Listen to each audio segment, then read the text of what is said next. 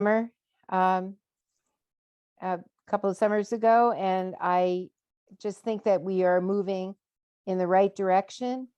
And I very, very much appreciate it, because I know that some changes need to be made in the Burlington Police Department. And I think the direction we're going in is very positive. So thank you. Thank you. Thank you. Appreciate hearing that. Thank you. Is there anybody else in attendance, and participants that would like to speak? Please raise your hand and you'll be permitted.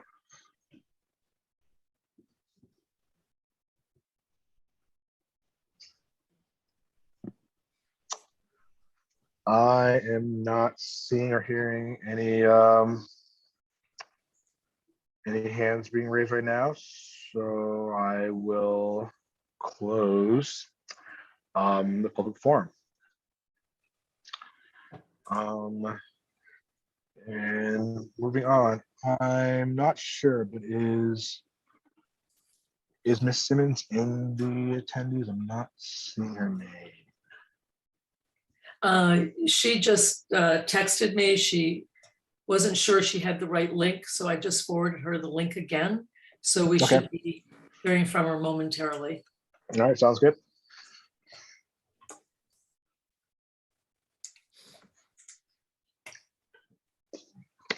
Just looking for the list.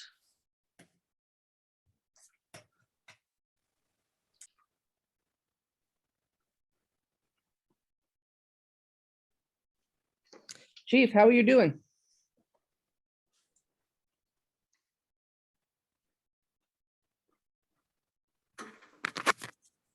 Sorry, everybody. Hi, how are you? I was taking a call. We had well, it's public information now. There was a burglary at the mayor's house, and so I am addressing that. Glad you're doing well. Thank you. I hope you're well too.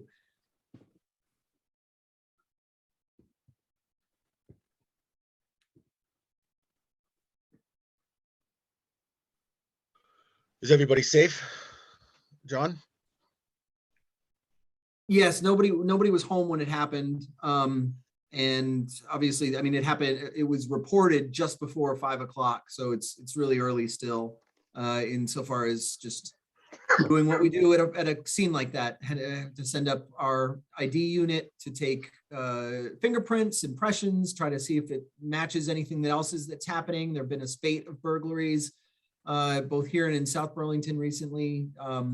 We're gonna have to do a canvas to determine whether or not there's video around, whether anybody has a Ring camera, whether the person headed out to Main Street and went east or west. If they went west, do they go down and pass any businesses? If they went east, is there camera stuff on UVM? And then, you know, what do we get inside? Then the victims have to do an inventory and determine whether or not anything was taken, what was taken, and et cetera. Thank you.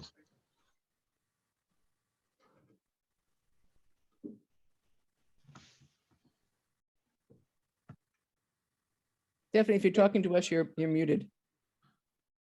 Heather is waiting to get in. Shannon, if you're there, can you let her in? I don't see her name in the attendees though. Is she under a different name? Good question. Just gonna. Oh, there she is now. Okay, there we go. Perfect.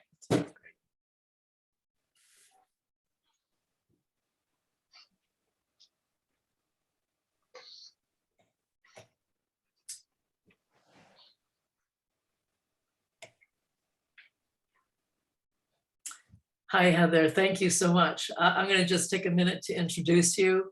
So for all of those who are attendees and panelists, I'm really happy to introduce Heather Simmons. She is the new executive director of the Vermont Police Academy. I recently heard her speak at a Fair and Impartial Policing Committee meeting of the Vermont State Police. And I thought we would all benefit from hearing from her about what she is thinking about police training in her new role. And I'm just going to turn it over to her. She's going to talk for about 20 minutes. If anybody has questions, I don't know if the Q&A is working.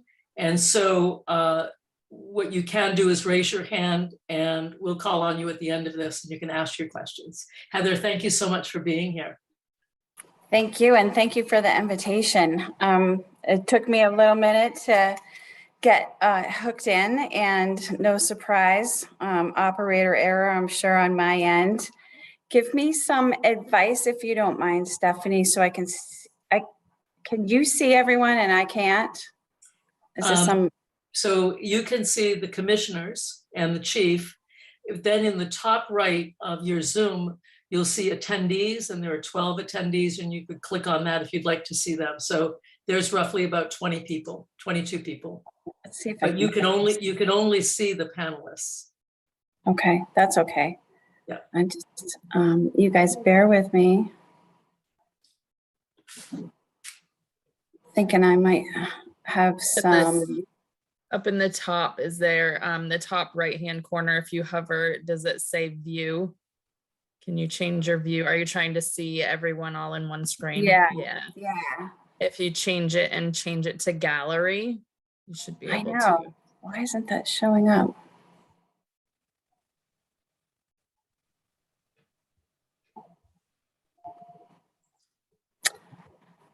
All right, well, it's late and everyone works very hard. And so I'm just going to pretend like I'm with a completely friendly audience, even though I can't see you. And thank you very much for the invitation. And as Stephanie said, I am the executive director of the Vermont Criminal Justice Council and the Vermont Police Academy. And this is not just an honor, but also, I think one of many opportunities that we're all having as leaders and community members and participants, and the change that's happening with what we can do, not just in the state, but also with how we connect with communities and being part of educating each other and change. There's so much happening right now that it's, I think, very hard to keep up. Also, at the same time, I've never been more focused on how important it is to be resilient and to have stamina.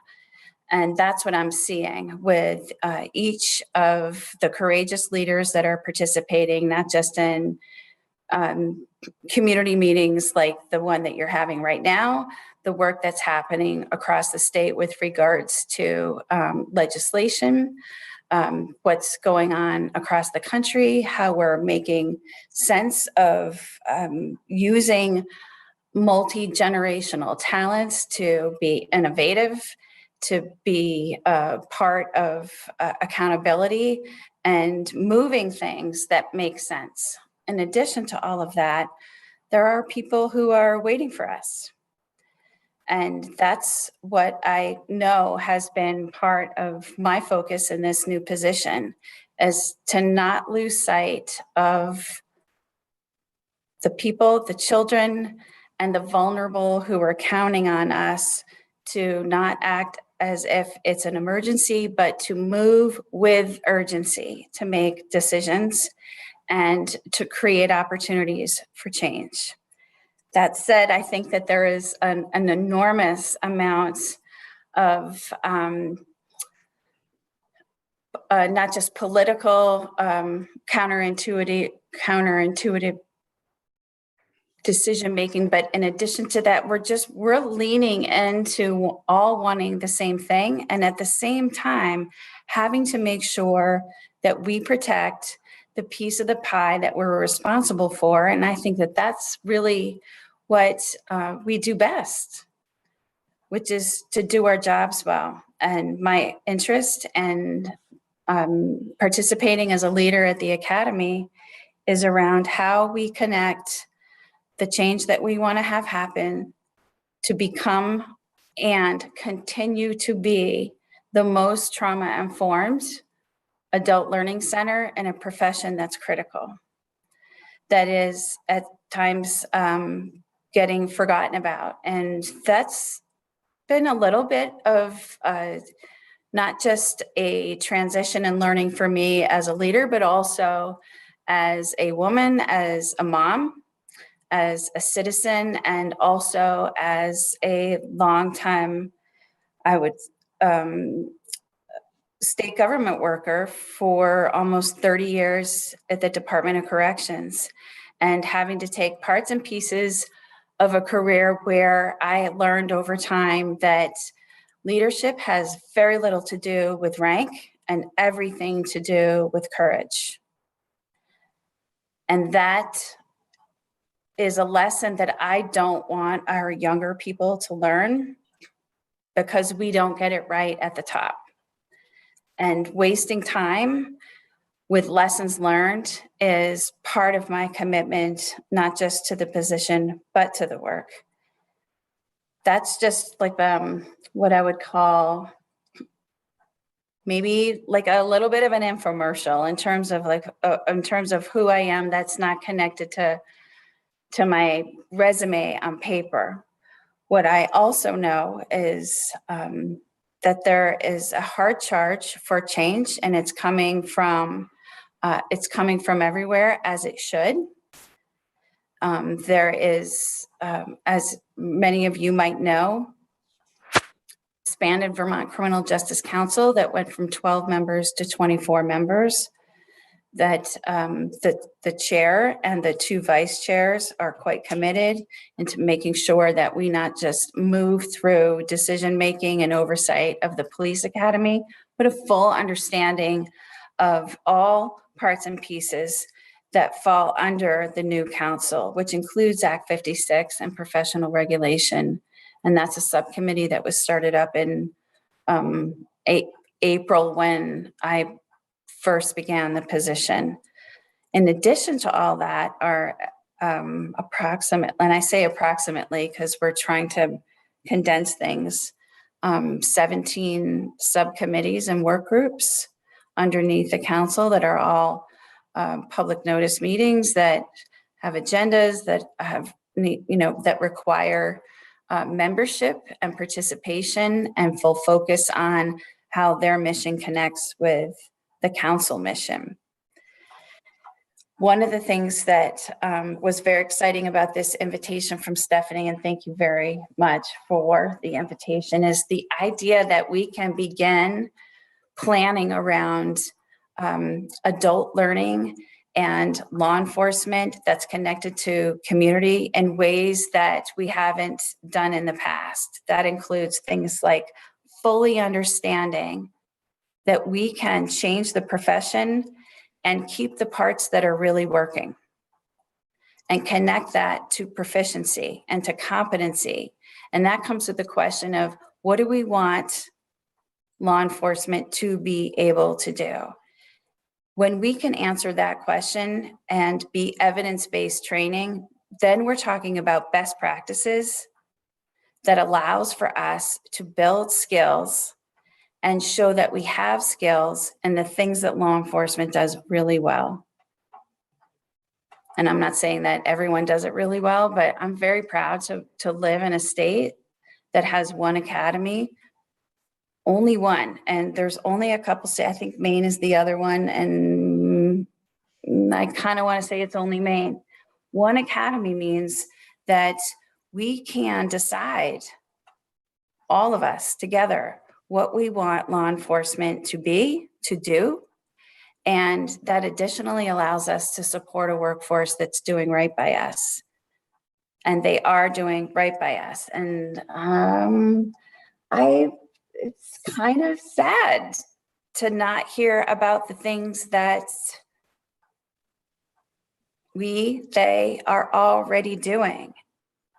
And some of that has to do with the resources and the opportunity to put that evidence also to work. We're very good at tracking data, and we're very good at talking about data. What I learned in my career in corrections, and what I want to say out loud to all of you, is that we're not so good at tracking what we got in front of. We're not as good at, as I want us to be, and being able to show what didn't happen because of the skills, the proficiency, the caring, and the commitment and the discipline of the people who do the work because they want to be part of protecting communities and pulling people together. That would be my dream in terms of a retirement plan. And that's certainly something that I want to pay closer attention to as executive director. And I think that there are a lot of possibilities there. And if you look at agencies who are proactive, if you take, like, I wish I could see you guys. We're all Yeah, smiling at you. Are you? Thank you. Thank you. I think that we're missing a little piece of the pie when it comes to how much folks are counting on this profession in the ways that we either longed for in the past or we hoped that would happen, and the potential that we have. And I can't say that I know the job of a law enforcement officer, but I do understand training. And I know that training is the first thing to get cut. It's the last thing to get funded. And it's at the top of the list of where we put blame when something goes wrong.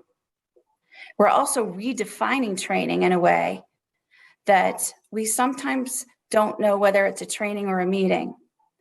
And if we go back a little bit, like I'm dating myself, but if I go back, I recall training was a place that you went. It was an honor to go there. It was an honor to have access to it because there were no cell phones. There was no such thing as Google. And there were no computers. And so training was the only place that you could find out what happened between the policy and the implementation operationally. And so there's a lot of traditional thinking over decades around training and what that means. Access, 1, 2, how do we compensate for skill building? And how does that connect to professional development?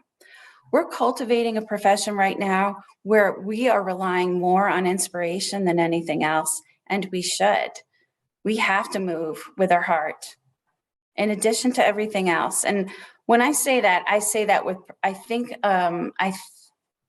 with permission, because the lawmakers are focused on the law, and I am too, and the researchers and the data analysts are focused on that. And so from where I sit, I have permission to look at what I know moves people, and that is the ability to create change, to sustain things that work, and to implement best practices.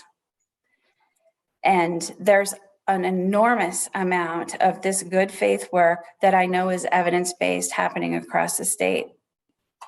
There are lots of parts and pieces to this. I've been learning a profession and a job at the same time.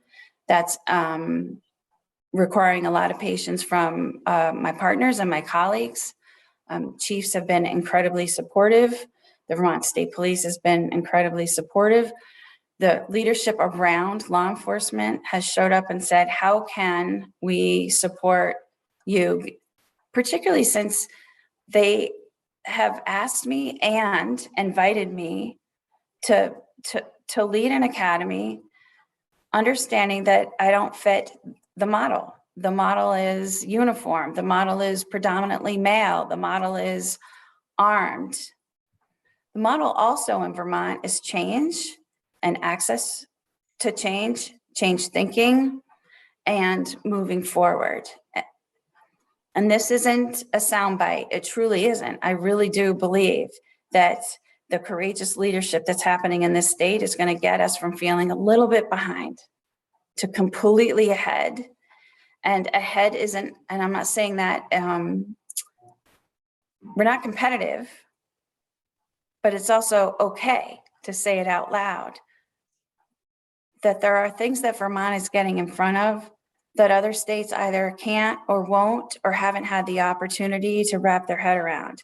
This can happen in this state. And this is already happening. The things that I would like to see is tracking of things that work. When we know that de-escalation, that's the start point of backing down on a situation. But there's a lot that happens before de-escalation, and those are the things that I'm worried about. When we have a law enforcement crisis, when we can't staff enough of our police departments, that means less people being present and showing up and solving problems that will never happen, that we don't know about because we don't track them, because that is what policing is. Being visible, being coaches, and making sure that the uniform and the authority with the uniform also comes with safety. This is not lip service. I understand there are problems that we have to address. And I understand the giant responsibility that comes with training.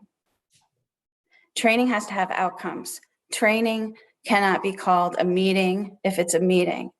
We cannot continue to say awareness training is enough. I'm talking about leaders in this state right now, including and especially Chief Murad and many other chiefs who are making sure that training includes evidence-based, measurable outcomes. And this is in support of the talent that we're recruiting.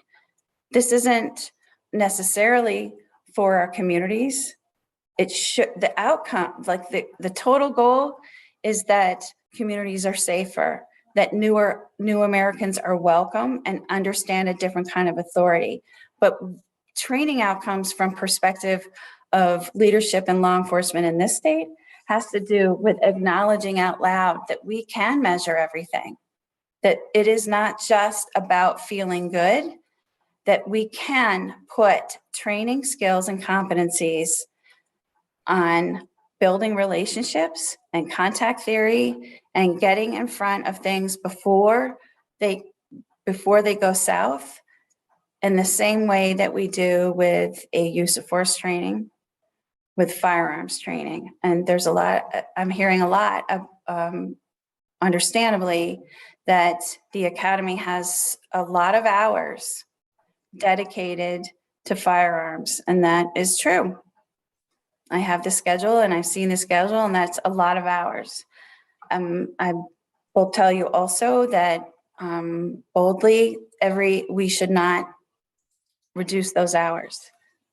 The majority of that time spent in that topic should be around the burden and responsibility of carrying a firearm, the responsibility of how you take care of each other, how you build the skills around that responsibility, and God forbid, having to use it. Those are some of the myths that I think we can get in front of and bust up, if you will, which is that it's not about hurting anyone. It's about making sure that we do not. It's about understanding the full responsibility of not the ability, but the burden that someone takes on when they choose this career. And remembering who we are bringing on while we do that. They're young. And maybe, I think I've done a bit of work, not just in corrections, but in this position as well, as understanding how we can sometimes underestimate the generation before us. That there's a bad habit of saying, well, you know, they don't understand, whoever the they is. And I'm not getting into getting into marginalized communities, BIPOC communities. All of that is very important discussion, but on the most basic level, just understanding that young people think differently. That means new innovation, that we have had a habit of quieting in a way because we stick to things that we know are tradition. We stick to things that we know are going to work. And I also think that that's important. And when I see Vermonters, and when I say Vermonters, I mean anyone visiting and living in Vermont, having a voice around the kinds of outcomes that they want to see, not just in law enforcement, but also in the way that we want to be welcoming, supportive, building resilience so that we can also support outside of our Vermont borders, that we want to market and brand a way of living that is not just inclusive, but creative, then we're on the right track. And the leadership in this state is in front of that. And the leadership supporting law enforcement is in front of that. And we have a lot of work to do. We have an enormous amount of work to do to make sure that we shine light on the need for resources, the need to prioritize how important it is that we have trust first. We can't do anything without trust.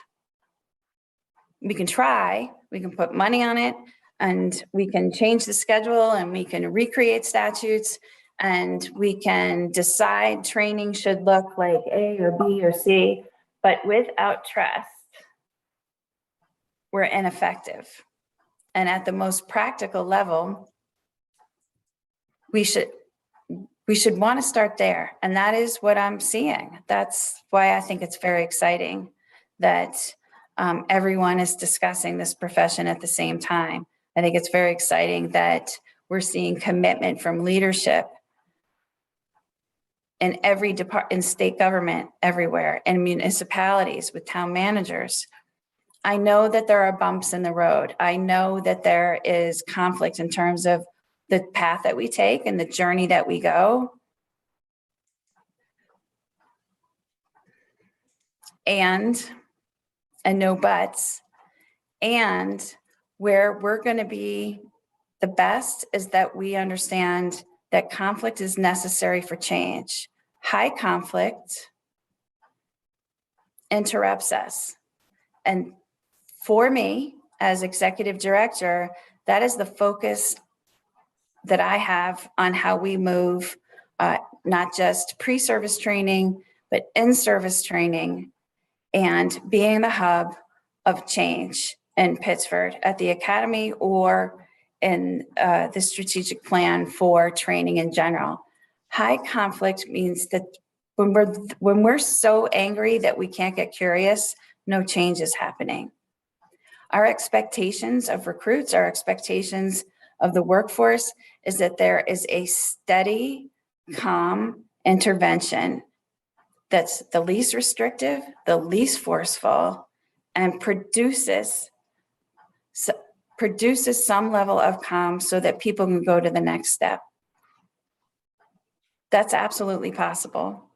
And I believe that it's possible. And I know that we have to support that with resources and like thinking around how we get there. I know it's been incredibly difficult for Burlington. It's incredibly difficult across the country. I worry that we're recruiting people into a profession where we don't totally understand what it is and we can't explain what it is, which is why, again, let me go back to where I started, which is the fuel is going to be around inspiration, it's going to be around trust, and it's going to be around outcomes. This is really just where I'm starting, and the few short months that I've been in this position, and working with 12 staff who serve approximately 1,500 law enforcement officers across the state with regards to training. And that's pretty small.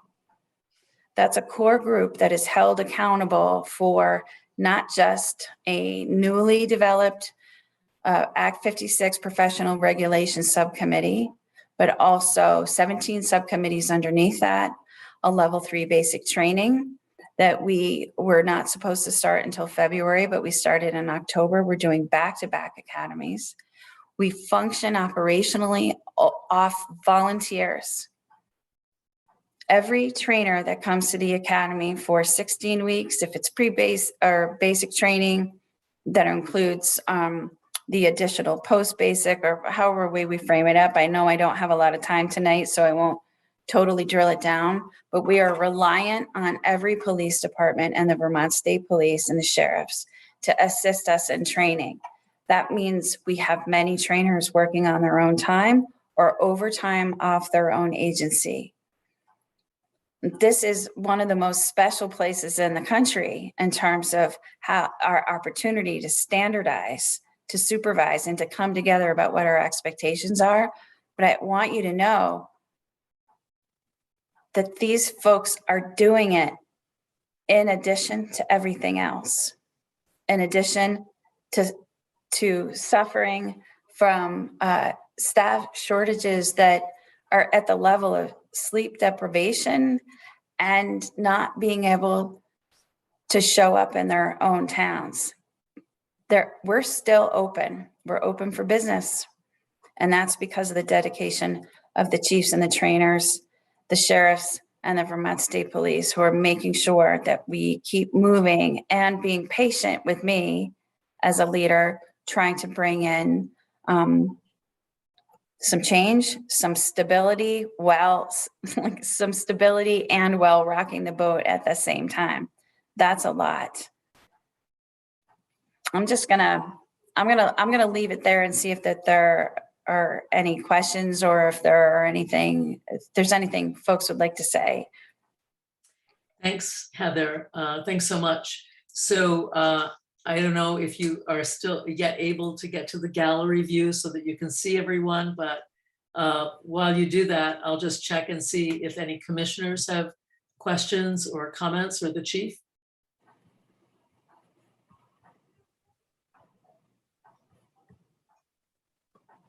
I'm gonna jump in then, maybe as they process this. I'm gonna ask you a couple of questions, if you don't mind, and you can answer them sequentially. First of all, I think people would be really interested in understanding what you mean by a trauma-informed academy and what that would look like. Also, you had meant, I think in general, people would be interested in understanding when you talk about this as a moment of change, what changes you're thinking of with regard to training, or that you see that there's a demand for, a need for. Yeah, thanks, Stephanie. So trauma-informed can be trauma responsive. Trauma-informed can be a verb, it can be a noun, I've certainly heard it in the training world, trauma training. It also piggybacks a lot of some of the traditional thinking around taking one word and making it an entire training and no one knows what it means. Old school would be like diversity training. We wouldn't know whether you were going into sexual harassment training or inclusivity, explicit bias training. Trauma-informed from the perspective of the police academy for us means that we are including the skills that are required to make sure we are delivering content to the recruits, assist them in connecting not just with the community, but with victims, and to help chiefs and leaders build those relationships. In addition to that, trauma-informed strategies for me include the way that we train and how we recruit and how we onboard new employees into an agency. That we've got to be a little bit more innovative and make sure that we understand the different strategies that we can use and the needs of the adult learner. And I can get a little more detailed if you like, but that's the basic premise for me. let me just then just add this, that a lot of us, when we think of trauma informed, it is dealing with people who do have trauma. And I want to maybe broaden that. There's a lot of discussion about the need for mental health training for officers. So just thinking about are you all thinking about expanding training on understanding trauma that people the police interact with might have, as well as mental health training? You and I talked a little bit about this last night, so. Yeah, thanks, Stephanie, for the prompt. So again, mental health training. So at the most basic level, it is meeting somebody where they are allowed, no matter what, to keep their dignity. There is no reason for anyone to give it up. And that means slowing things down. And it could be slowing things down in terms of how we deliver content in a training. It is the best practices that we see across the state where things go well. Again, if there isn't a problem that we hear about, it's probably a problem prevented by the trauma-informed skills that whoever showed up at the scene or answered the call got in front of. And that includes the very beginning. That also includes dispatch. It is the way that we understand what's happening, the way that we show listening skills, the way that we show that we're paying attention. This is not complicated in many ways. We all want to be heard. We all want to do the best job that we can do, no matter what we do. And at the end of it, it's really going to come down to, am I understood? Do I feel like I've been understood? When we're working in high liability work, feelings sometimes don't get to take precedence because discretionary decision-making comes in and people need to act quickly. But there's so much we can do to rapid assess before we get to that place. There's some research with regards to the medical profession where the average amount of time that doctors would spend with a patient is around 11 seconds before they cut them off, like cut us off in terms of how do we feel? And we're cut off at 11 seconds on average. And what we also found out is that if we let us go for 6 seconds more, that's all we needed to get out what we have to say. That's essentially the best policing work that is trauma-informed, that is connected to the efforts that we have to make with regards to mental health, with regards to de-escalation skills, that the things that we know have worked forever need to have language attached to them and skills that we can measure and support that also recognizes the work that's already getting done. And there is terrific talent everywhere in every profession that does this. Agencies are embedding mental health workers into the field and making sure that we combine efforts and skills in order to intervene. I also want to make sure that we remember that we don't need to diagnose someone. We just need to intervene at the lowest level until we can go to the next step. And whatever that next step is going to be surrounded by the skills with everyone who's involved. Escalation also is measurable. We can go from 0 to 100 in just a couple of seconds. But a lot of that is predictable behavior. A lot of that has to do with the circumstances that we're surrounded with. And this is what law enforcement can and does do very well all the time. We don't hear about that as much. When we capture it and we train it, we coach it and we support the workforce, then we're gonna create more interest in the profession, and we're gonna create more interest in how seamless this can be and should be. Thanks. Do any commissioners have questions or comments? Susie. First of all, thank you very much for your presentation. And I think what you're basically saying in terms of trauma-informed care is that you don't expect the police to be therapists, but to be able to recognize symptoms of people experiencing trauma or have had trauma, and then being able to work with them in a way that doesn't re-traumatize them and keeps them safe and the officer safe. Would that be true?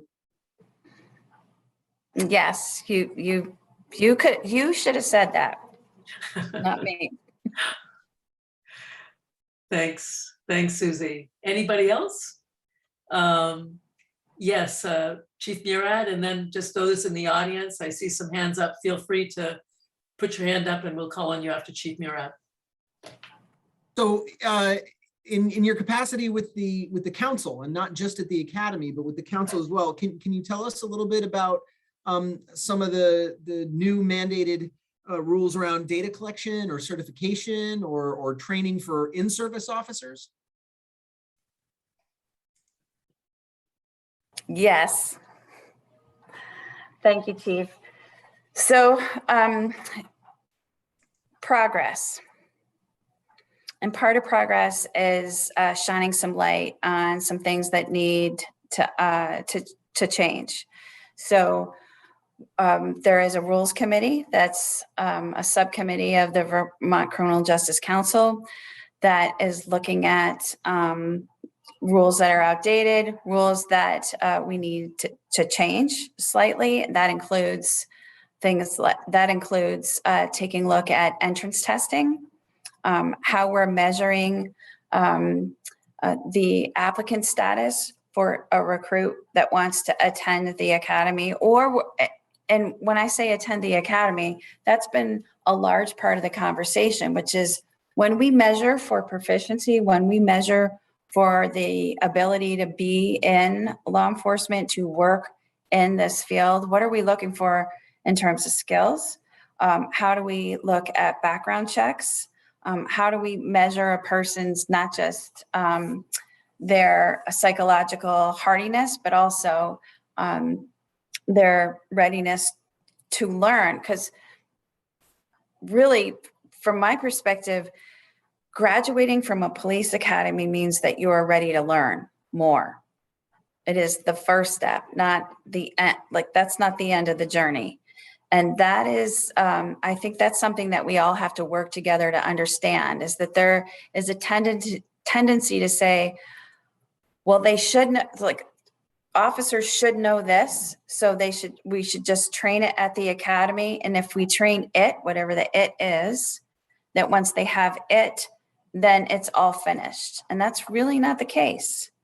That is the first step in getting ready for a career that will grow into various levels of competency and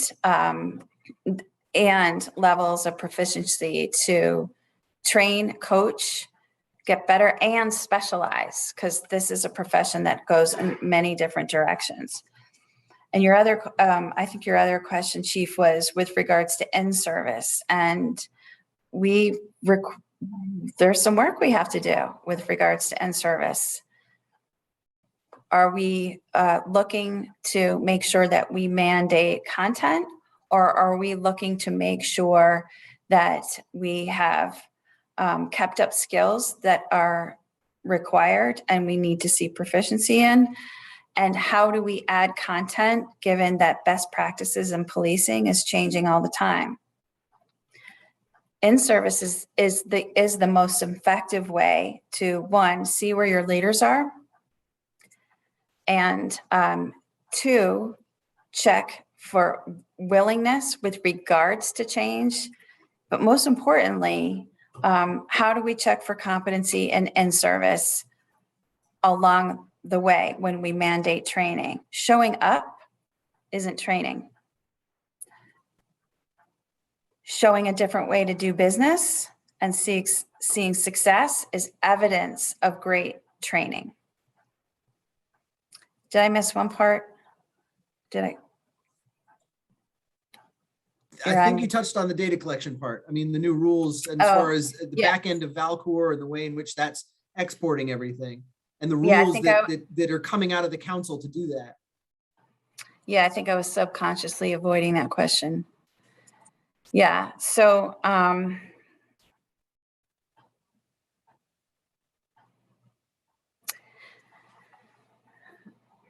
we have just contracted with the National Police Foundation, who is going to assist us, and not just taking a look at what, like, one, is the police academy and the council the appropriate place to house all this data? What do we do with it? How do we collect it? And what's the decision-making process from that point? And that has been a bit of a lift in the last few years, from what I understand.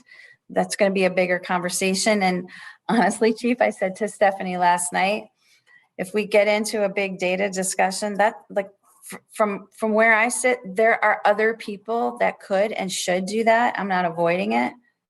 It's just that I see my role very clearly in this, is that we need to make sure that we respond to that through training and mandates that make sense to get in front of problems that we're identifying from data. I know I didn't answer your question. It was a good It's try. good. Yeah, I know. He's not like, I can't see him I did anymore. promise you that we wouldn't ask you about data, so thank you. I mean, you can, but I mean, like, for me, it's really just around, like, you know, like how many people should, and what can I bring to it? And really not avoiding it. It's just, I know, you know, I know my lane, and it's to support the great work that is happening, and to make sure that I respond to it and lean into it in terms of intervention, prevention, and problem solving. Smart leaders don't do everything. Smart leaders bring people who have that expertise to the core and work with them. You don't have to know everything, right? Thank you. That's what I meant to say. Let me, so Thank you. we are almost out of time for this segment, but I'd like to ask if Shannon could elevate Rachel Jolly to the panel. She emailed some excellent questions. And while she's doing that, Milo has her hand up. And if we could keep this brief so that we can hear from Rachel and maybe spend about 7 more minutes on these questions. Thanks. Milo, go ahead. Thank you. One quick question I had was when you talked about how important funding was, but sometimes funding is the first to get cut. I'm just wondering, like, what type of training gets cut, and have you found yourself having to fight for certain things?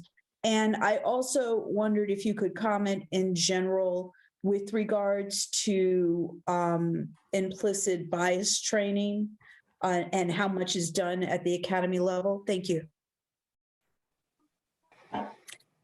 Thank you. And those are great questions, and help me track a little bit, because I think I essentially heard 3. So the first thing is, yeah, in my experience, training is the first thing to get cut, but it's also not what's happening right now. I from this position have been getting an enormous amount of support with regards to the question of what is needed, how can we help, and what would you like to do? And that is pretty uncommon in the training world, particularly in the criminal justice world. And I think that just comes from basic tradition around, like, when people get busy and they want to put a solution on a problem, and understanding training, which is transferring information and competency that impacts culture. It isn't always fully appreciated. And no complaints, I'm committed to it. It's a hard place to be I've worked in a profession where it's a lot, quote unquote, cooler to do other things, like be on special teams or be, quote unquote, boots on the ground. What training does, if it's done right, is it takes concepts, it takes awareness, and it takes the challenge of shifting culture, moves through policy change, and then if you want to know whether you can operationalize a policy or not, then try to train it. And in a healthy agency, your trainers will be your greatest messengers, because they can take the message, the mission shift, the culture, and show how it's going to change the day-to-day world. And that's where training breaks down. If we cannot convince the workforce that it's doable, then the workforce doesn't believe in the change. And like I said earlier, employees for the most part, want to do a good job and want to know when they're doing a good job. And that's the critical component of an academy, of in-service, or any high liability area where you have to see results. And the results aren't in the classroom, and they're not on the range, and they're not in the scenarios. The results are what you see when you see trust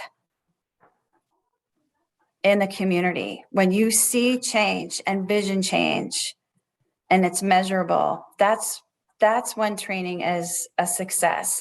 And implicit and explicit bias training is more important now than ever, but there are a lot of subsets of that, which is, what is the history of policing? What is the history of incarceration? What does discretionary decision-making actually mean? And how does that burden lie not just on community members and children and law enforcement and everyone in the criminal justice system, but where discretion meets up with working in good faith and goes wrong, can, if resourced and supported, can make a difference in the training environment, if that makes sense. And the content, sometimes context is the most important part of delivering a message for change. And that means that we pull people in rather than just announce what it is. And again, it comes back to being part of the team and being inspired. I think that Milo probably maybe could follow up with you about the implicit bias training, but why don't we hear from Rachel, since we're almost out of time. Rachel, do you want to go ahead with your questions? Sure. Can you hear me okay? Yes. Great. Hi, Rachel. Thanks, Heather, for coming. And I'm sorry that you can't see everybody, because that would be probably pretty unsettling as a speaker. But I have 4 questions, which I know we don't have time for. So I'm going to try and narrow it down to 1 or 2. And I'm curious, one, you talked a lot about Vermont being good at getting ahead of some issues. And I'm wondering if you could just say more about that and what issues specifically, and where you think Vermont police have gotten ahead of them, and in what way. We'll start with that one, and if we have time for a second. I got my pen out thinking I was going to have to write them all down. Well, that's a good question, because ahead of who, right? I mean, it's not really a competitive business. However, when I think of ahead, I think of innovation. And the ability to try something in one place and then it can go statewide. And that's the beauty of living in a small state, that it's not hard by virtue of the size of the state and the population and the togetherness of leadership to make one idea go everywhere, which would be harder in a bigger state. That's from the most practical level. I think that there is a sentiment around change, kindness, community, transformation, climate.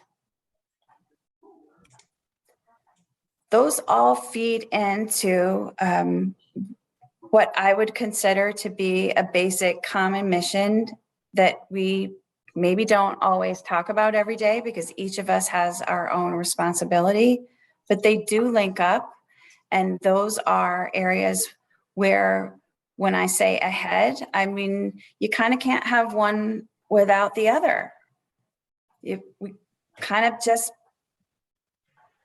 naturally lean in to wanting to be a place that we don't just want to live, but that we want to welcome anybody who would like to visit and live here.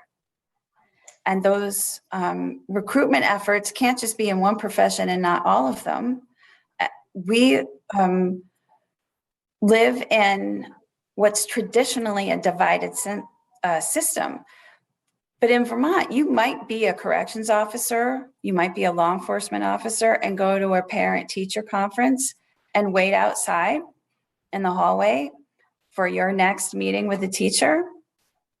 And it might be somebody that you arrested or that you supervised in a unit in a facility. That is a challenge for a professional, but that's also the gift that we have, which is to meet up and understand that we are not putting people in places, but that we are all here together and we're all in the same place, that we can have several different roles, that we can be a justice involved and be part of a profession and part of a community and a parent and a coach. We can be all of those things at the same time. That is what I see in terms of the opportunity for Vermont to get out in front by virtue of circumstance, by virtue of unwritten mission that we don't have language to yet. And I'm not shy about saying that because culture culture is the strongest thing. And when it's good and it's kind and it's built on trust and change, then we can capitalize on that. That's just one part of where I was coming from. But again, it's one of 4 questions and Stephanie said we're short on time. All right, I'll try and fit in one more if I have time. Yes, go ahead, Rachel. Okay. So you've talked a lot about culture change, which I very much appreciate, the kind of time and timeline that takes. And we're usually talking about years. And certainly with, talking about the history of policing, there is a deep culture there if you're interested in dramatic change. I'm curious if you can talk about restorative justice per se, or even trauma informed. Both of those kind of have underlying principles that would be dramatic culture change for policing culture and the academy, even the 16 weeks of the academy. I'm curious if you can say anything specific to curriculum specifics or anything about the culture writ large around those 2 topics, trauma informed or restorative justice, or both, and how those would integrate into this culture change you're talking about. Okay, yes.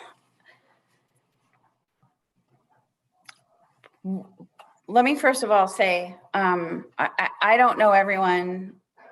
I don't know everyone who's on this meeting. And so I do make some assumptions and have been making them through this entire conversation, that we all have some sort of basic level of understanding of language, and language for me around like the buzzwords that we kind of develop as we go along in our work. Restorative justice can be a verb, it can be a noun, it can be a panel, it can be an initiative, it's a training, it's just like anything else. At the core, restorative justice is about repairing harm. And repairing harm has to do with repairing harm with people. And people who are damaged and hurt have trauma.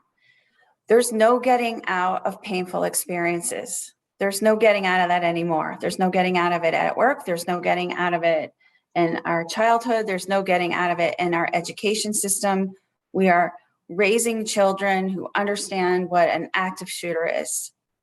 We are now living in a country that it is unavoidable that we are at risk, whether it's COVID or abuse in the home or fear on the street. And fear of is as debilitating as the thing that might happen. This is what we all know as the chilling effect, right?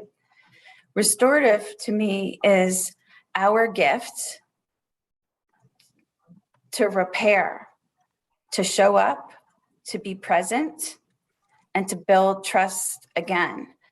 And when we can do that in combined efforts, whether it's in the Department of Children and Family Services, with the court system, with law enforcement, with corrections, whether it's in the church, the school, when we use terms like pipeline and risk, what we're really talking about is we all intuitively have learned, which is things we want to avoid.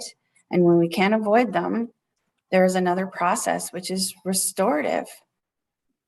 And the police academy and the policing profession is doing that all the time. What we have to do is really capture what works and make sure that we are putting it everywhere and putting language to it so that we all know what that means. I'm pausing there because I mean, this is a topic that I believe strongly in and could go on forever. And I know that whoever's on this meeting has already worked a full day, maybe a couple of shifts, or is volunteering, or have people waiting on you. And that's, to me, also a very critical part of what restorative justice and trauma-informed work is, when you're doing more to make sure that we're not okay until everyone is okay. Thank you. Thank you.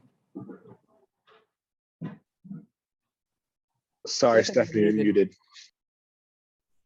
Have to repeat the whole thing over again. Thanks, Heather, so much. And thanks, Rachel.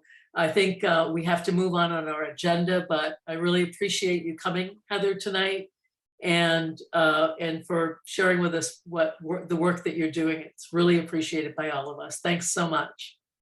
Thank you. And Luck. Thank you. yeah, thanks everybody. You can find me, you know where I am, and I'm sorry I didn't get to see you, but I feel you. Thanks, And Heather. We were Thanks a smiling lot. the whole time. have a great night. All right, you too. Thank you, Heather. Bye. Bye.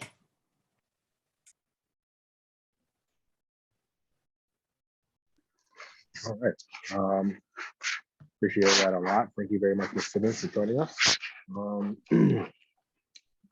Moving on with the agenda, move to the chief's report. So with that, the floor is yours, Chief Murad. Thank you. And with your permission, I'm going to share my screen. Just a moment, please. Share away.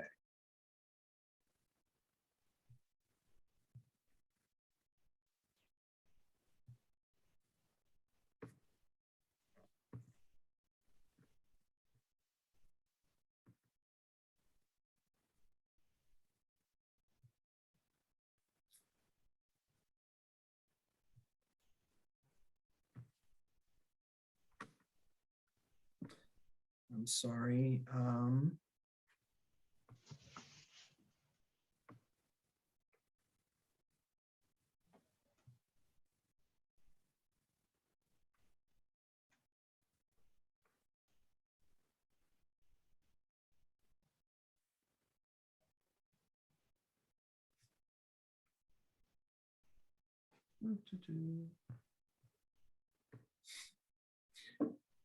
Thank you very much for the opportunity to be with you all and share some year-end data, because this is, you know, we're in January, and so we've been able to see the entirety of the year now, which is great, and we can take a look at how the year shaped up and some trends. I will start with a picture of where we are with regard to headcount, which is just a continuing issue. Obviously, we had some great momentum on this issue at the end of the year with regard to the retention incentives and the recruitment incentives particularly, and also with regard to a change in the council's decision to reauthorize a higher number of officers. Thanks very much to this body and its support on that topic. And yet we are still down. We bumped up a little bit in October, November because of a hire. And then we lost Deputy Chief Sullivan. As of February 1st, this only goes through January 1st, but as of February 1st, this will drop 3 more. And we will be down, we have 3 pending departures, and we will be down to 60 effective officers. Here is our incidents. Again, as I say, each month, I include this simply because this is going to be a public posted document, and people who are seeing the document for the first time may need to reference this and the incidents that we deal with. Incidents are not all crimes, of course, but these are how we track the calls, generally calls for service from the public, but also proactive efforts that officers make with regard to their daily work.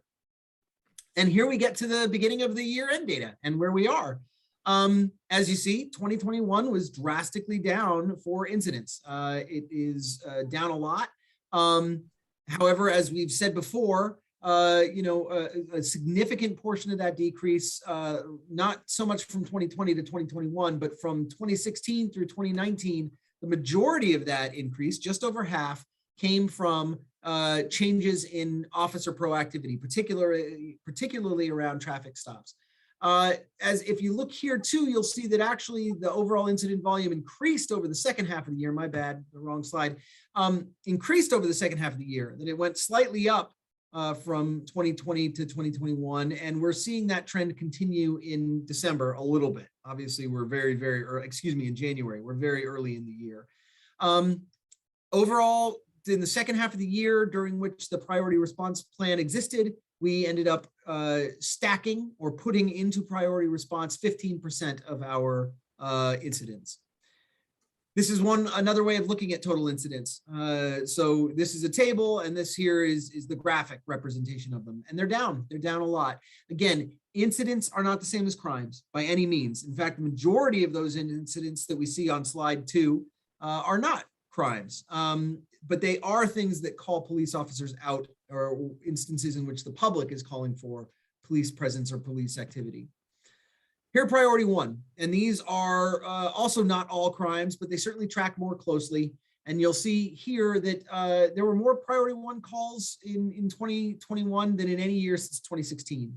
And that's indicative, that's a key indicator of what we want officers for, need officers for, and also what we can't divert to other kinds of resources. Uses of force, we've been tracking that. We ended the year a little bit higher than 2020, which is the lowest year to date, but we're still much lower than in previous years. And that too is a good thing. We actually do have the redaction specialist ready to go. It was supposed to be presented to the City Council last night. It was not. It was presented to the Board of Finance, who approved it. The City Council moved it from the consent agenda to the deliberative agenda, but then deliberations on other agenda items took a long time last night. And as a result, they have bumped the deliberative over the redaction specialist to next Monday. Here are select incident category trends, and we see how we've been moving for each of these throughout the year. These are VALCOR incident trends. These are how we are categorizing them in VALCOR. They're going to differ a little bit from offense categories, for example, and from what we report to NIBRS, which is generally offense categories. We talked about NIBRS in the last meeting. I gave a slide that talked about what NIBRS is and also its data for the year, because that had recently been promulgated. These are some violent crime incidents that we are looking at. Again, these are the VALCOR responses to these, and incidents as categorized by dispatch first, and then by officers, and then by investigators after the fact if investigation occurs. Each one of those entities, dispatcher, officer, investigator, can recategorize the incident based on additional information or what's happening. But the end of the year stacks up in this way. It's a comparison of 2019 to 2021, excluding 2020 simply because it was an anomaly. In an effort to get a different kind of trend, I took 5-year averages. So I took 2016 through 2020, including 2020 in those instances, and compared them to 2021 so that we can see where 2021 is versus sort of an average of where things have been. And here's what we see for those. A couple of those categories are up significantly, others are down. Domestic assault aggregated is down. That's felonious and misdemeanor. It's down a lot. That's a good thing. even though domestic disturbances are actually up. And domestic disturbances are incidents in which officers respond but don't necessarily find probable cause that a crime is committed and therefore don't make an arrest for an assault. But they do respond because something keyed neighbors into saying, or somebody involved in the situation called police to say, we need help. Those were up quite a bit. And yet, despite that, we've seen a decrease in domestic assault. Good thing. I think it has something to do with our DVPO and the follow through that's provided by that DVPO and by our domestic violence victims advocate, Mary McAllister. But we've seen an increase in assaults. Assault simple is down in this standard. When I look at the 5-year average versus last year, it was up if we looked at 2019 versus 2021. But aggravated assault is up either way. And yet domestic assaults are down. So that's a good thing. These are the gunfire incidents. I hope that you can all look through it a little bit after we send this out.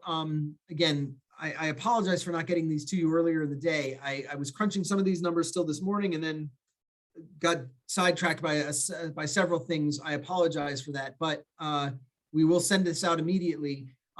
This is an opportunity to take a look at what gunfire incidents are.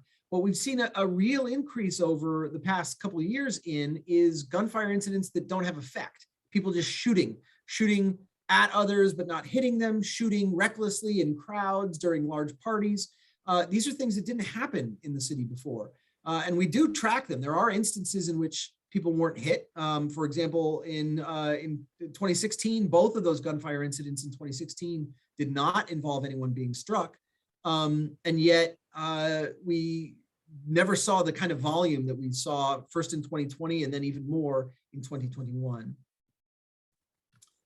This is a means of tackling gun crime, and it's something that I want to investigate, taking the department in a new direction for addressing these kinds of crimes. It comes out of a ceasefire method that was that was created largely by, or has been most successfully evangelized by a researcher at John Jay College, a professor who is David Kennedy. David Kennedy has really pioneered this method. It can be an incredibly effective method. One of the issues, however, is that most urban locations where they have worked on ceasefire and felt the need to are focusing on shootings, not gunfire incidents, shootings where people have been struck. And there's a lot more leverage from the law to be able to hold individuals accountable. I have recently gone through all of the gunfire incidents from 2021, and only a handful of those arrestees are still in custody. And one of them is going to be released in July or August for actually having shot someone. And other people have been released on conditions, despite the fact that they were apprehended with solid evidence about having committed these gunfire incidents. Gunfire incidents don't end up with as much criminal justice outcome. And as a result, some of the leverage that goes into this method of tackling gun crime, the ceasefire method, is lost because the ceasefire method really hinges on that leverage, which I guess is sort of redundant because levers generally have some kind of hinge. But the ceasefire method hinges on the leverage of being able to say, we are, as a community, taking very seriously those who are repeatedly involved in gunfire incidents and need to be focused on. There are several people who were involved in several of last year's gunfire incidents. We see their names recurring in the investigations that we produce, and the ability to hone in on those individuals and prevent them from escalating and continuing to behave in this way is what ceasefire is about. But again, it does require that leverage of saying there's got to be a carrot and a stick, and the carrot is jobs and the ability to give options to people who may not feel like they have any. The stick is incarceration, and without a victim, without somebody being struck, incarceration is not necessarily a likely prospect for someone who is shot but hasn't shot someone. This is burglary, and it's apropos tonight, based on what's been happening in the city. We had remarkable success on burglary, and we've lost that a little bit. One thing that is interesting about this chart to me, as I look at this data and consider this data, is the uniformity of the increase. It used to be that our hill section, particularly around UVM, was by far the locus of our burglary, huge locus of burglary. One of the many things that we did in that area was we had a very pronounced police presence, including on Thursday, Friday, and Saturday nights, our overtime shifts that were paid for in part by UVM and by the city to work together on noise patrol. But that noise patrol had the ancillary benefit of being a dissuasion for burglars. And being present to police presence was roving, it was constant. There were patrols that were moving through those on vehicle and on foot. They were going up to doors and knocking when there were noise complaints. They were proactively approaching locations before noise complaints actually came through. And that had an effect on burglary, as did really, really concerted efforts by our detective bureau, led by Lieutenant Jim Trieb, and drilling in on recidivists. Burglary is a crime that is oftentimes disproportionately committed by recidivists. And because these people often do it again and again until they're caught, they have similar MOs. They often appear in the exact same clothing when we're lucky enough to get video of them. It is a situation in which getting one or two of those individuals and taking them out of circulation through either rehabilitation or through incarceration has really outsized effects. And it is also a crime that has a stronger connection to substance use disorder than many other crimes.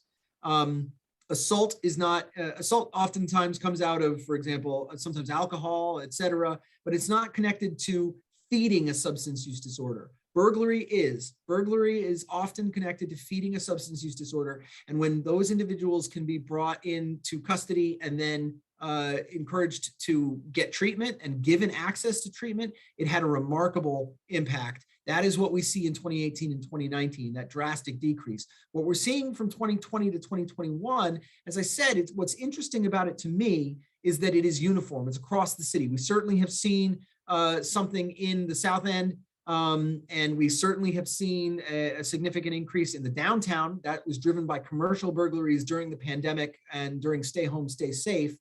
But it's uniform, it's across the board. There's no one area in town where we can focus the kinds of resources that we focused on the Hill section in order to see an immediate effect. And what's challenging about this and troubling about this is the fact that we also have far, far fewer officers. Our current road complement, because out of those 63 effective officers we talked about, which will be 60 on February 1st, out of those 60 officers, we also have to have our complement at the airport, our complement in the detective bureau. There are supervisors in that. And what we end up with regard to numbers available for patrol is a total of fewer than 30. Fewer than 30 officers available for patrol spread across all shifts and all days of the week.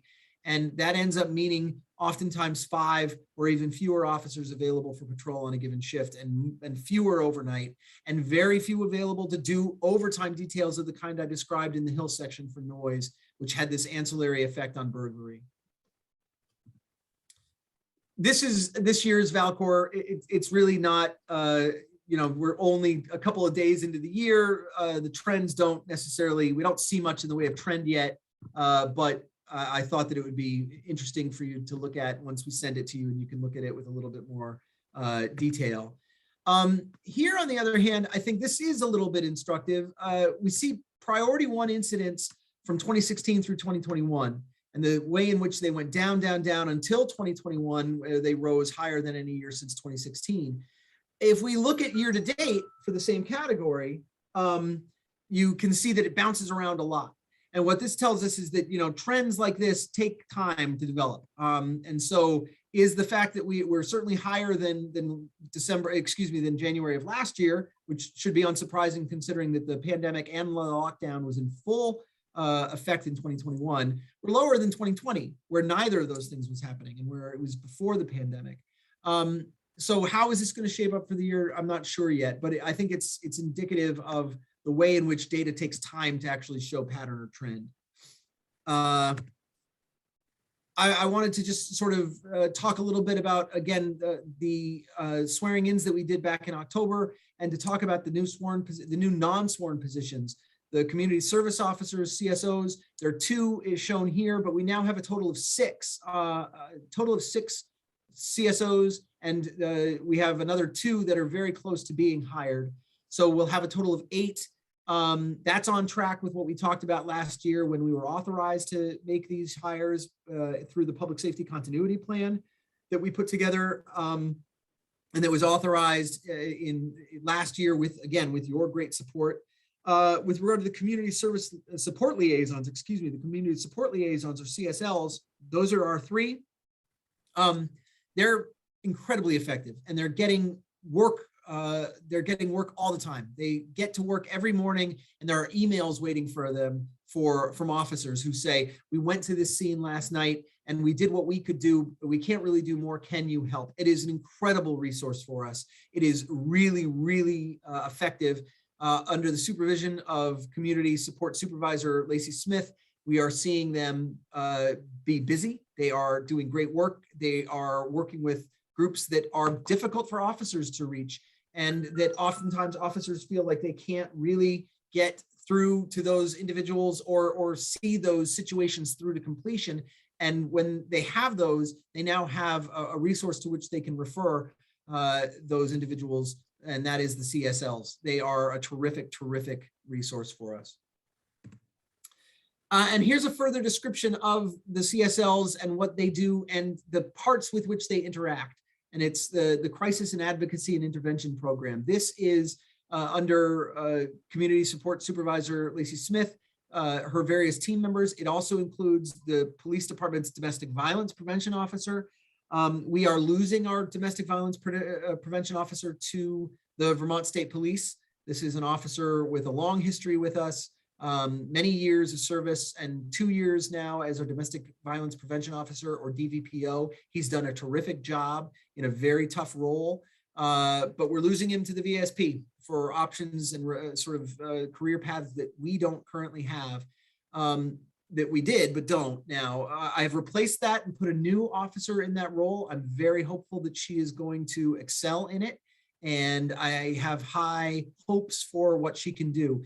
But she doesn't work alone. We would not be anywhere without our domestic violence advocate, Mary McAllister, tremendous employee, does a huge amount of work, not just on domestic violence, but also on monitoring court outcomes for us so that we know where the story has gone after officers or detectives have started that story. We, of course, have a victim service specialist through CEDO, that's Rachel Jolly's territory, and they sit in the department. And we have these community support liaisons that we talked about before, the CSLs. Really, really important work being done by our crisis advocacy and intervention programs, and work that can and does mesh with what we see through the Howard Center and Street Outreach, through the Howard Center and First Call. And soon, I think the city is working on a crisis response model that is something that also will be able to interact with and mesh with this capacity. And then I end with what I always end with, which is just a plea to those watching and those who see this on social media once it's posted, to be a Burlington cop. We still have that $15,000 hiring incentive. We offer a great competitive salary, and we offer a lot of opportunities. We do still have a narcotics officer. We have a detective bureau, a canine officer. Youth officer is something that we don't currently have, but will again, I'm hopeful. We have domestic violence officers. There are a lot of incredible things that this police department has to offer. And I want new, innovative, great team members to come knocking. And that is my presentation. I'll stop sharing now, unless actually, if anybody has any questions about any specific slides, I'll pop it up again. But if not, I'll hand over the mic. Okay, seeing none, I'll stop share. Thank you, Chief. I believe Susie had her hand raised for a question. I'm sorry, I didn't see that. I apologize. It was a late hand. So, I'm sorry. one of the things I didn't hear that I was expecting to hear when we were looking and comparing 220 to 221 is the increased heat in the country in general around politics, which I think also kind of plays into that larger scenario. Just a comment. Yeah, Yeah, no, that's a great point. I do think I think that there has been a lot of that. I generally try not to go into politics as far as how it affects us or not.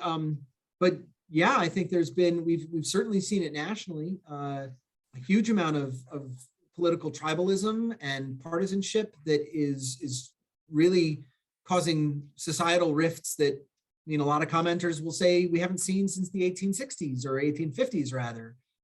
Yes. I don't know how accurate that is, but we've seen some of it here. We absolutely have. I don't know whether or not I can quantify how it's affected those numbers that we saw or not. But it's certainly a component, as is the pandemic, of the general milieu in which all of us exist. This zeitgeist that has stresses and different kinds of pressures that we haven't felt before. Well, I think as our last guest said, it has to do with context. Context giving rise to action. Thank you. Sure.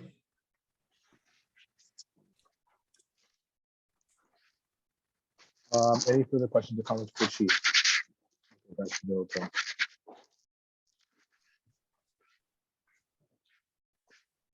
Not seeing or hearing any. With that, we should move on. Agenda item 6.01, which is CNA Committee update. So we met earlier on today, and that was, sorry, I'll start from the beginning. Our first meeting for the CNA Committee was that happened on January 4th. Unfortunately, getting this process hasn't been ideal. One of the public safety committee members had a family emergency and wasn't able to be part of the meeting for several weeks. And so that ball kind of got started rolling slowly. And then last week, they didn't hold a meeting to do a kind of a reset and figure out the process moving forward. We met earlier on today, Milo, myself, Chief Murad, and public safety committee, and a couple other community stakeholders. And so now moving forward, the timeline isn't shifted. I believe we're gonna turn. Public Safety Committee is going to turn in the recommendations of the committee on the 31st of March. And moving forward, our timeline that we have for January can be applied to February. So we'll be dealing with section 1 next week, Tuesday, section 2 the following Tuesday, so on and so forth for the first four Tuesdays of that month. The chief internally generated a matrix of the recommendations of the CNA report, shared that to board docs, which I would highly recommend everyone take a peek at. And basically, that matrix deals with every single recommendation and kind of assigns a value to it, whether it's a quick fix, or by quick fix, I mean it's easy to implement, and then a priorities 1, 2, and 3. And so the group kind of decided that probably the best way forward would be to have every single member generate a similar matrix to that. Turn that into the city attorney within the next couple of days. They are going to pretty much put that data together, and we will be able to see where we all agree on and where we don't agree on. So say we all find consensus on these same things, then that's done. Then we kind of focus energy on the recommendations that do not have uniform consensus. And so that will be the process moving forward. And yeah, looking forward to see how it moves on. And if either Milo or John wants to further elaborate on any of that or contradict anything I just said, please speak up. Sir, I would just Some add, noise in the background. It's really disturbing. Can everybody hear that? Maybe it's just me. Chair Gamache, I think it might actually, maybe is your jacket, maybe. Probably is. Sorry, I'm freezing, so my apologies. I was just going to add with regards to the matrix that's on board docs. It's on board docs for the City Council's Public Safety Committee, not under the Police Commission. Correct. Thank you. Thank you for that clarification. And I'll add one other point. It's not Public Safety Committee and Police Commission, just the Public Safety Committee under their board docs. And I guess if any commissioners have any questions about this moving forward, I'll try to answer them as best as I can. Today was kind of more or less the restarting of the process. So yeah.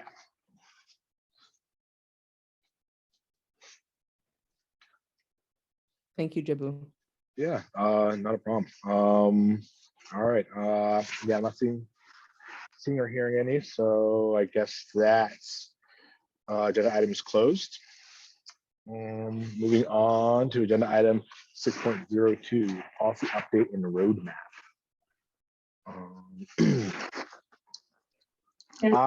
Sorry. I didn't know if Susie wanted me to speak or it Yeah, just. go ahead, Shireen. Go ahead. Yeah, so I own that we're off to a slow start. This January has, it was hard to get a first meeting set up, and that's just, I was slow to get started doing that, but the chief and Commissioner Comerford and I have a meeting this Friday where we're going to start working on the, Commissioner Comerford already has started this process, but we as a group are going to start reviewing the policy. I don't have the exact name and I don't want to get it wrong. Susie, do you, the mental? That was the mental health policy. But Yeah, I can't remember the name. At the last Sorry. meeting, we had talked about slowing down a little bit and looking at what the CNA suggestions were and also NACO's suggestions. So that's where we are. Yeah, so we'll probably be doing some of that, but Friday's really where we are going to, I hope, come up with a roadmap so we can get some work done this spring. The public will be involved in this process. It will be inclusive. Before any policy is put to a vote in front of the commission, it would be something that we share with the public and gather input. And we probably, as we work through policies, will be bringing on committee members who aren't necessarily on the commission, but who bring expertise on the policy that's at hand. So that is it, unless the chief or anyone else wants to add anything. So if I just might add, the two policies that are being worked on then are the departmental directive with regard to persons with disabilities, as well as that of persons with diminished capacities. So the public can look at those directives on the police department website. And as Shireen said, CNA recommended some changes in these policies, and that will be taken into consideration along with the input that we get from stakeholders that will be part of this process. Thank you. And just for the public out there, they're referring to DD 13.02 and DD 13.03. Thank you. Nothing else from me. Right.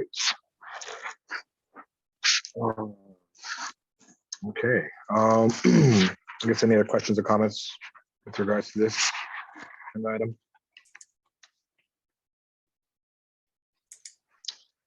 I'm not seeing or hearing any. Moving on to the next item, 6.03, co-chair and or vice chair vote. I will say that I have been flailing at the surface of the water under the responsibility and all the things that we have now taxed before us. And I think that we could very much use another person in a chair, vice chair capacity, just kind of help spread the load out. And before I get any further, I see Susie's hand raised. I'll let you jump in. Yeah, I just wanted to say that, the commission as a whole, I've only been on it since June, and I've seen lots and lots of change since June. And there are more things to do than I ever imagined there was going to be. And there are important things to do. We're revising policies, we're supporting, a more independent kind of a commission. We're trying to listen carefully to the communities, the many communities that we are responsible to listen to and represent. And so it's not that you're flailing, you've done an exceptional job. It's more that we just, the nature of the commission has shifted, and we just need more people on deck. I think that's really a more fair way to say it, Jabu. It's not about any inadequacy in you. It's just that there's too much to do, and full stop. I appreciate So that. Thank you. I would like to make a motion that we decide to have co-chairs. That's part A, and part B of the motion is that Stephanie would be a co-chair with you. She's been working very closely with you from the very beginning, I think. So this would just Absolutely. make it more official. And the other thought is that this is the kind of cross-racial kind of shared leadership that we want to be modeling in the community, in my way of thinking. So I'd like to make that motion that we move to having co-chairs. The second part of the motion is that Stephanie becomes the co-chair to Commissioner Gamache. I happily second that motion. Enthusiastically for that motion. Is there any discussion on the floor? I'd like to hear people's thoughts about this, if that would be okay. I'll speak up. I know, I mean, I can see how much work that you guys, the both of you have put into this position and the chair role. I think I support this idea. I think it allows each of you to actually be more productive, and not that you aren't already, but I just know there's a tremendous amount of work involved in, especially now that we're, going into the 21st century policing. So I support this. I think it's a great idea, and together I think we'll just be stronger. Yeah, I agree. I'm grateful to both of you for being willing to serve in this role. And Jabu, I would echo what Susie says. You've done an exceptional job.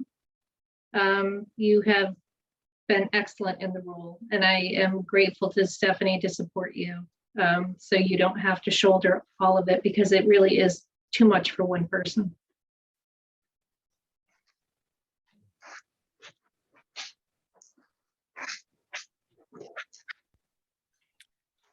Hi, this is Commissioner Grant. I just want to agree with everything that was just said. Thank you. So thanks for the vote of confidence, and also thanks to Jabu for all the work. And so I'd be happy to take this on. I would see it as a role of primarily just helping to coordinate and keep us organized and on track, precisely because of the reasons everybody said. So, yeah.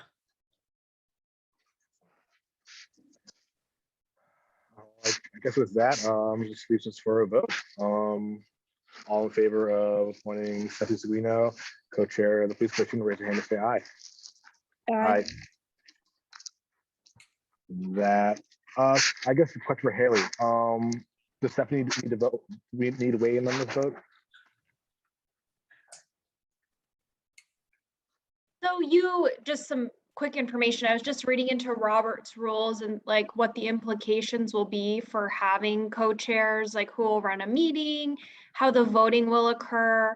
And so that might just be a quick topic of discussion for the commission, just to kind of lay the expectation for that moving forward. But I think at this point, everybody gets a vote, whether you're not a nominee or not. Okay. Okay, I'll vote yes then. All right, that vote is unanimous. Thank you. And very much looking forward to seeing what becomes. Susie. I just want to thank everybody. This is a really collaborative, cohesive, and caring group of people on this commission. And I felt that since the day I started. And I just want to thank you for all that you do and the way that you do it. Thank you. I appreciate the kind words. All right then. Guess that closes that agenda item. Moving on to agenda item 7.01, the sports incident report for December. Hope everyone was able to look this over the weekend.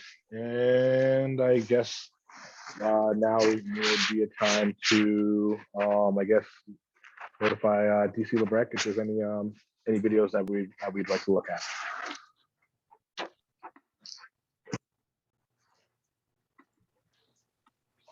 Or if nothing is jumping at you right now, obviously, yeah, we all have his email address. We can reach out to him if something catches our eye that we'd like to take a look at. But I'm sorry, Susie, is your hand raised?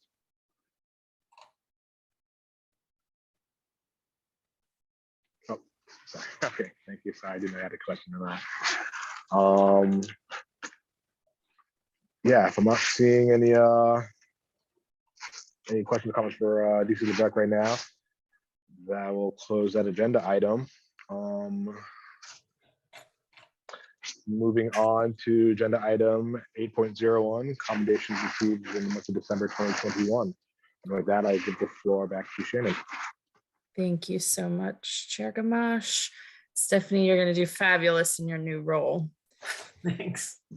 Let's see. So going back, I'm sorry, I have to, I'm on a much smaller screen and computer, so I have to just scroll through some of these.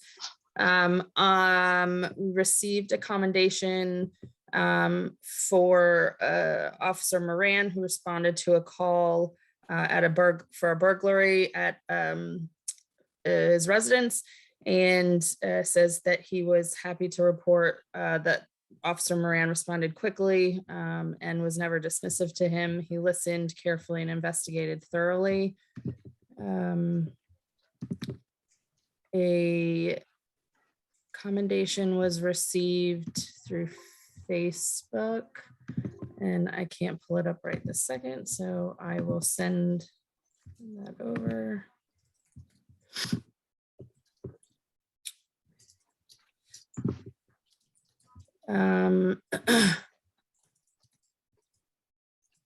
We received a commendation for Corporal Christian Young.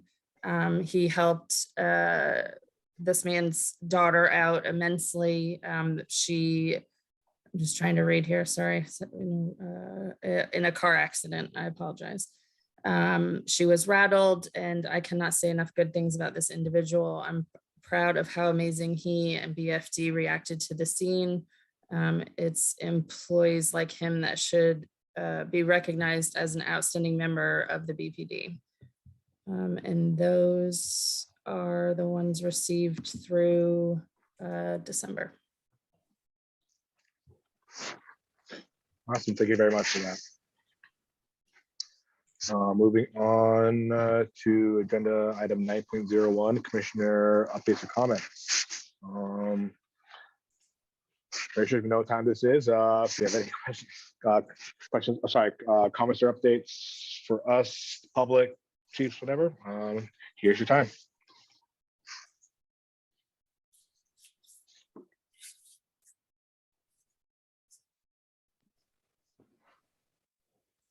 Susie. I'd like to report that we had a major accomplishment on the Burlington Police Commission by recently voting to have co-chairs. Thank you. Very true. Thank you. Awesome. Not seeing or hearing any hands right now. Comments. Moving on to. Can I actually, Jabu, do you mind if I make a comment? Please do. I actually, absolutely. yeah, this is always sort of awkward at the end of the meeting, especially when it's late and not wanting to take up time. But I really did appreciate the opportunity for reflection tonight in the chief's report about what some of the drivers are with regard to what's going on.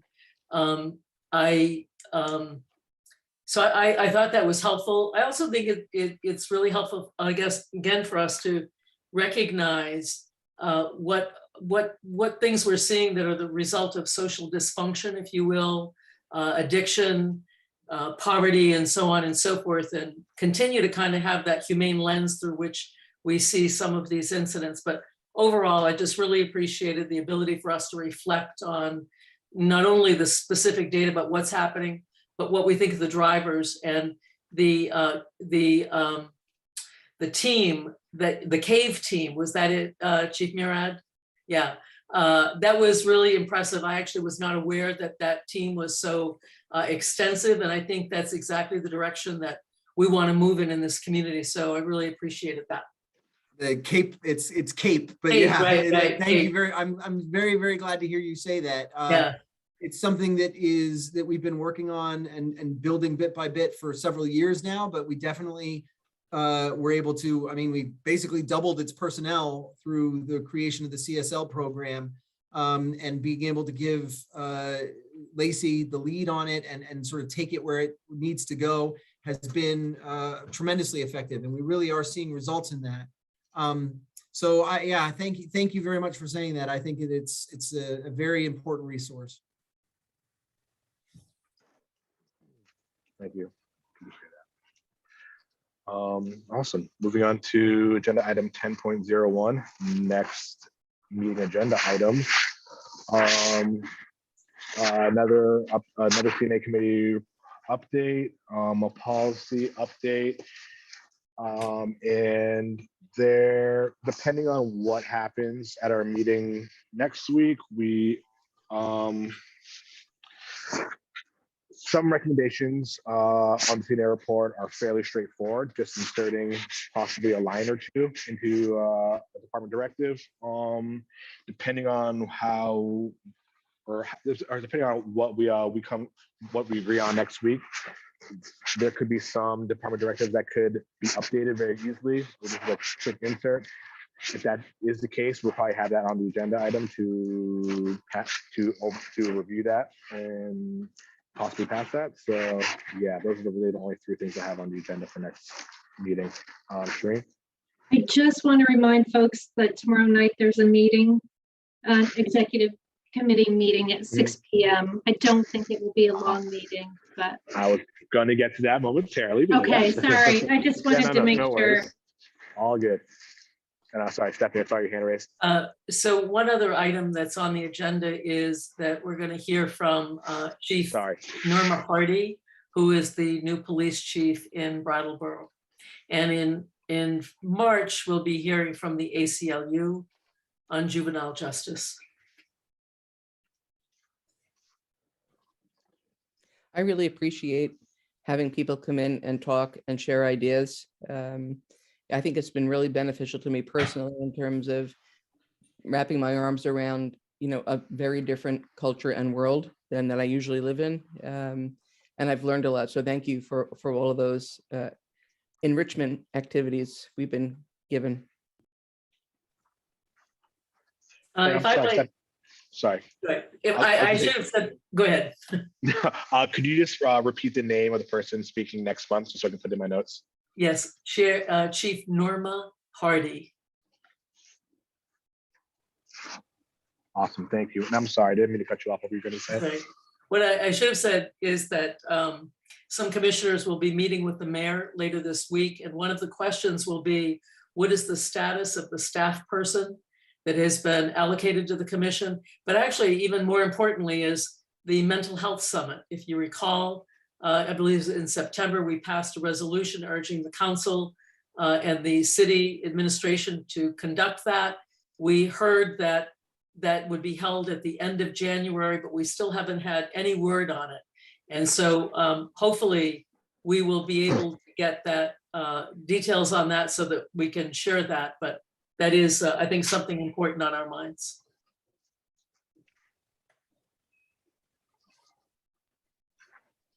Chief, do you know anything about it? I'm afraid I don't have any specific information about that. No. Okay. Worth a I shot. think, Thank I you. mean, I think it's at this point, it's in the council's hands, is it not?